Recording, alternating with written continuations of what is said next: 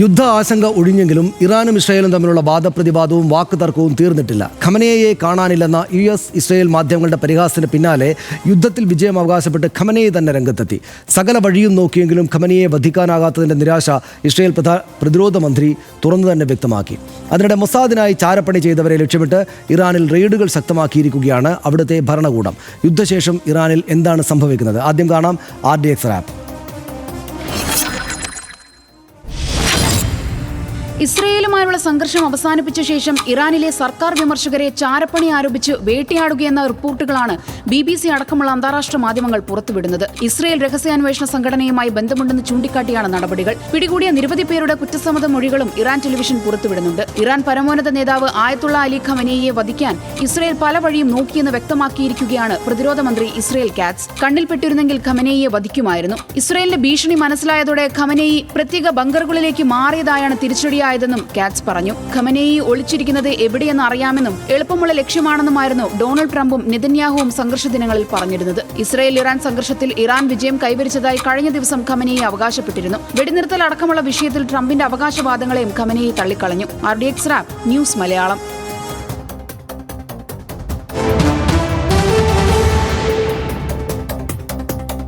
നമുക്ക് ഡാറ്റാ ഷീറ്റിലെ വിവരങ്ങൾ കൂടെ പരിശോധിക്കാം. ചാരന്മാരെ പിടികൂടി ഇറാൻ എന്നാണ് മാധ്യമങ്ങളിൽ കാണുന്നത്.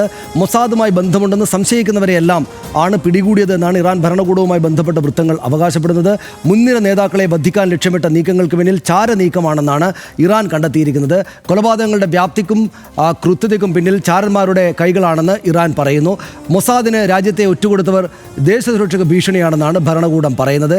700-ലേറെ പേർ അറസ്റ്റിലായെന്നും 3 പേരെ വധശിക്ഷയ്ക്ക് വിധേയമാക്കിയെന്നും റിപ്പോർട്ടുകളുണ്ട്.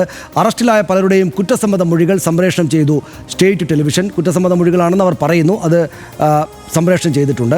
സർക്കാരിനെതിരെയും പ്രതിഷേധം അവിടെ ഉണ്ടാകുന്നുണ്ട്. ഇറാനിലെ സംഭവവികാസങ്ങളിൽ ആശങ്ക അറിയിച്ച് മനുഷ്യാവകാശ സംഘടനകളും ആക്ടിവിസ്റ്റുകളും സർക്കാർ വിരുദ്ധരെ ചാരന്മാരെന്ന് മുദ്രകുത്തി പിടികൂടുന്നു എന്നാണ് വിമർശനം. വിയോജിപ്പുകളെ നിശബ്ദമാക്കാനുള്ള ആസൂത്രിത നീക്കമാണെന്നാണ് ആരോപണം. രാജ്യത്തിന് പുറത്ത് ഇസ്രായേൽ അനുകൂല റിപ്പോർട്ടിംഗ് ചെയ്ത ഇറാനിയൻ മാധ്യമപ്രവർത്തകരുടെ വിവരങ്ങൾ ശേഖരിച്ചു എന്ന് അവിടെ നിന്നുള്ള വിവരങ്ങളിൽ കാണുന്നു, വാർത്തകളിൽ കാണുന്നു. വിദേശത്തുള്ള മാധ്യമപ്രവർത്തകരുടെ ഇറാനിലെ കുടുംബാംഗങ്ങളെ കസ്റ്റഡിയിലെടുത്തുവരെ സമ്മർദ്ദമുണ്ട് എന്നതാണ് കാണുന്നത്.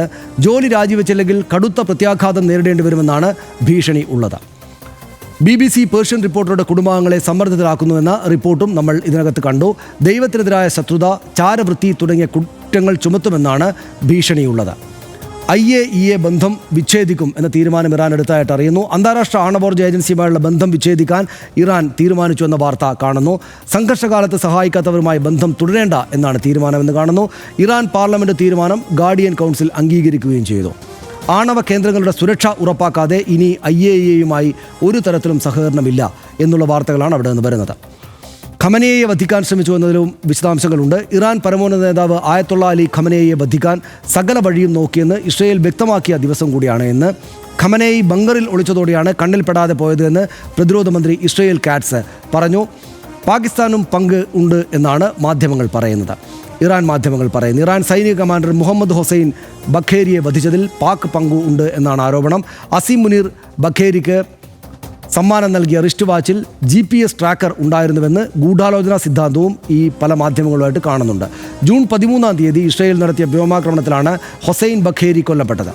ഇസ്രായേൽ സേന ബഖേരിയുടെ സ്ഥാനം കൃത്യമായി കണ്ടെത്തിയത് ഈ ട്രാക്കർ വഴിയാണ് എന്ന് ഈ ഗൂഢാലോചനാ സിദ്ധാന്തം പ്രചരിപ്പിക്കുന്ന ആളുകൾ പറയുന്നു. വിജയം നേടിയെന്ന് ഖമനേയി ഇന്ന് വന്ന് അവകാശപ്പെട്ടതും നമ്മൾ കണ്ടു. ഇസ്രായേലിനെതിരായ യുദ്ധത്തിൽ ഇറാൻ വിജയം നേടിയതായി പരമോന്നത നേതാവ് ആയത്തുള്ള അലി ഖമനേയി പറഞ്ഞു. ഇറാന്റെ വിജയം അമേരിക്കയുടെ മുഖത്തേറ്റ ശക്തമായ അടിയെന്ന് ഖമനേയി പറഞ്ഞു. ട്രംപ് പറയുന്നത് പൊള്ളയായ കാര്യങ്ങളാണ് എന്ന് ഖമനേയി വീഡിയോ സന്ദേശത്തിൽ പറയുന്നുണ്ട്. അമേരിക്കയ്ക്ക് ഒരു നേട്ടവും ഉണ്ടാക്കാനായിട്ടില്ല. വീഡിയോ സന്ദേശം എത്തിയത് ഖമനേയി എവിടെയെന്ന് ഇസ്രായേൽ US മാധ്യമങ്ങൾ ചോദ്യമുയർത്തിയതോടെയാണ് എന്നും നമ്മൾ കാണുന്നു. നമുക്ക് ഇറാനുമായി ബന്ധപ്പെട്ട ഈ വിഷയത്തിലെ വിശദാംശങ്ങൾക്ക് വേണ്ടി രുചീഷ് രവീന്ദ്രനിലേക്ക് പോകാം. രുചീഷ്, ഈ നമ്മൾ കണ്ടിരിക്കുന്ന ഈ വിവരങ്ങൾക്കപ്പുറം പലതരത്തിലുള്ള പീഡനങ്ങൾ തന്നെയും ഇറാൻ ഭരണകൂടത്തിൻ്റെ ഭാഗത്ത് നിൽക്കുന്നു എന്ന് അവിടെ നേരത്തെ ഇറാൻ ഭരണാധികാരികളുടെ നേതൃത്വത്തിൻ്റെ കണ്ണിലെ കരടായി മാറിയ ആളുകൾ പറയുന്നതായിട്ടും പലയിടങ്ങളിലും കാണാം. എന്താണ് കൂടുതൽ വിവരങ്ങളുള്ളത്?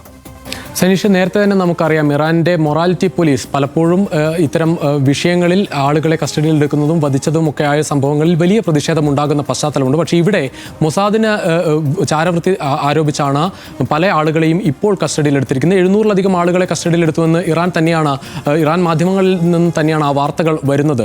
അവർ 3 പേരെ വധിച്ചത് എന്ന് പറയുന്നത് ആരെ വധിക്കാനാണോ തീരുമാനിച്ചതെന്ന് വ്യക്തമാക്കാതെയാണ് ആ റിപ്പോർട്ട് വന്നത്. ഒരാളെ വധിക്കാൻ വേണ്ടി തീരുമാനിച്ചതിൽ കള്ളക്കടത്ത് ആരോപിച്ചാണ് 3 പേരെ നിലവിൽ മൊസാദ് ചാരന്മാരാണ് എന്ന് മുദ്ര കുത്തിക്കൊണ്ട് ഇപ്പോൾ വധിച്ചിരിക്കുന്നത്.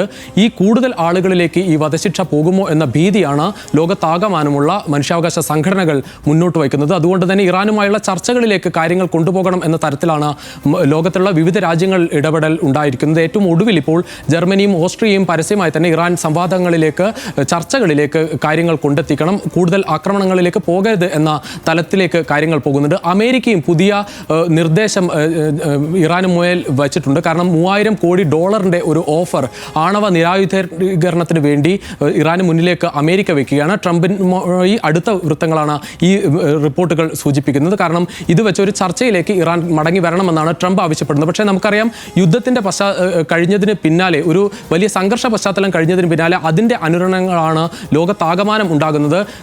അല്പസമയം മുമ്പ് ട്രംപിൻ്റെ ഏറ്റവും ഒടുവിലുള്ള വാക്കുകൾ പോലും വലിയ തരത്തിൽ ചർച്ചകളിലേക്ക് പോവുകയാണ്. കാരണം നാഗസാക്കി ഹിരോഷിമ യുദ്ധത്തിൻ്റെ സമയത്ത്, അവിടെ ജപ്പാനുമായുള്ള യുദ്ധത്തിൻ്റെ സമയത്ത് അവിടെ അണുബോംബ് ഇട്ടതുപോലെയാണ് അമേരിക്ക ഇറാനുമായി ആക്രമണം നടത്തിയത്. അതുകൊണ്ടാണ് ഈ ആക്രമണം അവസാനിച്ചത് എന്ന വാക്ക് വലിയ തരത്തിൽ അന്താരാഷ്ട്ര തലത്തിൽ ചർച്ചയാവുകയാണ്. ഇപ്പോൾ നാഗസാക്കി മേയർ തന്നെ അമേരിക്കയ്ക്കെതിരെ, പ്രത്യേകിച്ച് ഡൊണാൾഡ് ട്രംപിനെതിരെ വിമർശനവുമായി രംഗത്തെത്തിയിട്ടുണ്ട്.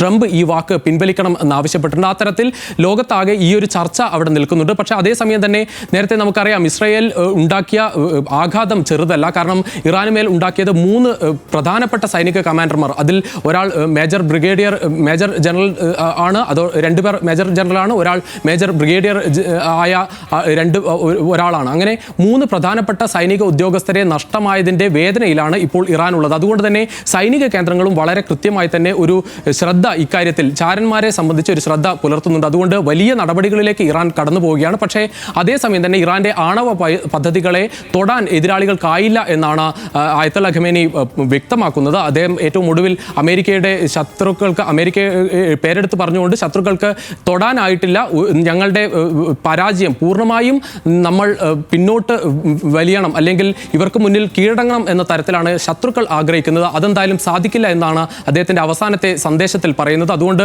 നിലവിലുള്ള ഈ സ്ഥിതി, ആക്രമണങ്ങൾ ഉണ്ടാകുന്നില്ല, വെടിനിർത്തൽ ഏകദേശം നിലവിലുണ്ട് എങ്കിൽ കൂടി പരസ്പരം ഈ 2 രാജ്യങ്ങളിലും 3 രാജ്യങ്ങളിലുമുള്ള പ്രധാനപ്പെട്ട നേതാക്കളൊക്കെ തന്നെ അവരുടെ വാക്കുകൾ കൊണ്ട് അത് തുടരുകയാണ്. പ്രത്യേകിച്ച് പെസഷ്കിയാൻ, ഇറാൻ പ്രസിഡന്റ് പെസഷ്കിയാൻ ആകട്ടെ, അദ്ദേഹവും പറഞ്ഞത് ഒരു തിരിച്ചടിയിലേക്ക് നീങ്ങിയില്ലായിരുന്നെങ്കിൽ അത് ഇറാൻ്റെ വലിയ തിരിച്ചടിയിലേക്ക് പോകുമായിരുന്നു. അതുകൊണ്ട് തന്നെയാണ് ഇസ്രായേലുമായുള്ള ഒരു ആക്രമണത്തിൽ വലിയ തിരിച്ചടിയിലേക്ക് ഇറാൻ കടന്നു പോകേണ്ട ഒരു സാഹചര്യം വന്നത് എന്ന് അവിടെയും പറയുന്നു. അങ്ങനെ വിവിധ നേതാക്കൾ എന്തായാലും ആ വാക്തർക്കം ഒരു തരത്തിൽ തുടരുകയാണ്. പക്ഷേ ചർച്ചകളിലേക്ക് വരണമെന്ന ആവശ്യമാണ് ലോക നേതാക്കൾ ഉന്നയിക്കുന്നത്.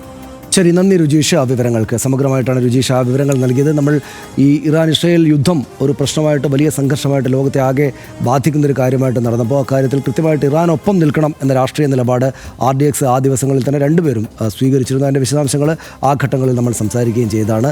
പക്ഷേ ഇവിടെ ഇപ്പോൾ ഇത്തരം ഘട്ടങ്ങളിൽ സാധാരണഗതിയിൽ നടക്കാറുള്ളത് പോലെ തന്നെ രാജ്യത്തോട് ആഭ്യന്തരമായിട്ട് രാജ്യത്തിനകത്ത് എല്ലാവരും ഒന്നിച്ചു നിൽക്കേണ്ടുന്നൊരു ആക്രമണത്തിന് ഇരയാകുമ്പോൾ, മറ്റൊരു രാജ്യം ഈ രാജ്യത്തെ, ഏതെങ്കിലും ഒരു രാജ്യത്തെ ആക്രമിക്കുമ്പോൾ സ്വാഭാവികമായിട്ടും എല്ലാവരും ഒന്നിച്ചു നിൽക്കും. പക്ഷേ അത് കഴിഞ്ഞാൽ ഉടനെ രാജ്യത്തിനകത്തെ ശത്രുക്കളെന്ന് കണക്കാക്കുന്ന ആളുകളെ ഇല്ലാതാക്കാനും ആക്രമിക്കാനുമാണ് ആഭ്യന്തര ഭരണകൂടം സാധാരണഗതിയിൽ ഇത്തരം സാഹചര്യങ്ങളിൽ ശ്രമിക്കാറ്. അതായത് ആഭ്യന്തര ഭരണകൂടത്തോട് രാഷ്ട്രീയ എതിർപ്പ്, സാമൂഹ്യമായുള്ള എതിർപ്പ്, വിമർശങ്ങളുള്ള ഒറ്റപ്പെട്ട വ്യക്തികളെ തെരഞ്ഞുപിടിച്ച് കൃഷി ചെയ്ത് കളയാനാണ് ഇത്തരം യുദ്ധ സാഹചര്യങ്ങൾ കഴിഞ്ഞാൽ ഈ ഏകാധിപത്യ ഭരണകൂടങ്ങൾ ശ്രമിക്കാറുള്ളത്. നമ്മൾ ഇറാൻ്റെ ഭരണകൂടത്തെ വിശാലമായ തോതിൽ അതിന് പിന്തുണ നൽകേണ്ടതുണ്ട്. ഇസ്രായേലാണ് ഈ കാര്യത്തിൽ ഏറ്റവും രൂക്ഷമായുള്ള, അല്ലെങ്കിൽ എതിർക്കപ്പെടേണ്ടുന്ന നിലപാട് സ്വീകരിച്ചിരിക്കുന്നത്. ഇസ്രായേലാണ് തെമ്മാടി രാഷ്ട്രം, ഇസ്രായേലാണ് ആക്രമകാരികൾ എന്ന നിലപാട് സ്വീകരിച്ചപ്പോഴും ഇറാനിലെ ഇസ്ലാമിക ഭരണകൂടം അവിടുത്തെ സ്വതന്ത്ര ബുദ്ധികളായിട്ടുള്ള ആളുകളെല്ലാം തന്നെയും വല്ലാത്ത തോതിൽ ഉപദ്രവിക്കുകയാണ് എന്ന നിലപാട് നമുക്ക് നേരത്തെ തന്നെ, എന്ന കാര്യങ്ങൾ നമുക്ക് നേരത്തെ തന്നെ ലോകത്തിനകത്ത് തന്നെയും അറിയാമായിരുന്നു.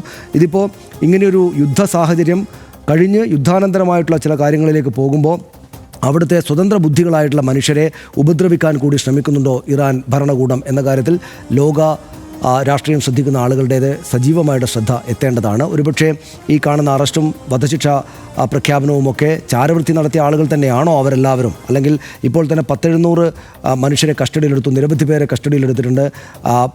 സമയമേതുന്നില്ലാതെ പല വീടുകളിലും റെയ്ഡ് നടക്കുകയാണ് എന്ന തരത്തിലുള്ള വാർത്തകളെല്ലാം തന്നെ പല മാധ്യമങ്ങളും, അന്താരാഷ്ട്ര മാധ്യമങ്ങളൊക്കെ നൽകുന്നുണ്ട്. പലതിലും 700 പേരെങ്കിലും അറസ്റ്റ് ചെയ്തു എന്നാണ് പറയുന്നത്, ആഭ്യന്തര സുരക്ഷാ പ്രശ്നങ്ങൾ ചൂണ്ടിക്കാണിച്ചിട്ട്. അപ്പോൾ ഇത്തരം മാധ്യമ വാർത്തകൾ പൂർണ്ണമായിട്ട് വിശ്വസിക്കണോ, ഏതൊക്കെ വാർത്തകൾ വിശ്വസിക്കണം എന്നതൊക്കെ ഇത്തരം സാഹചര്യങ്ങളിൽ പ്രശ്നമാണ്.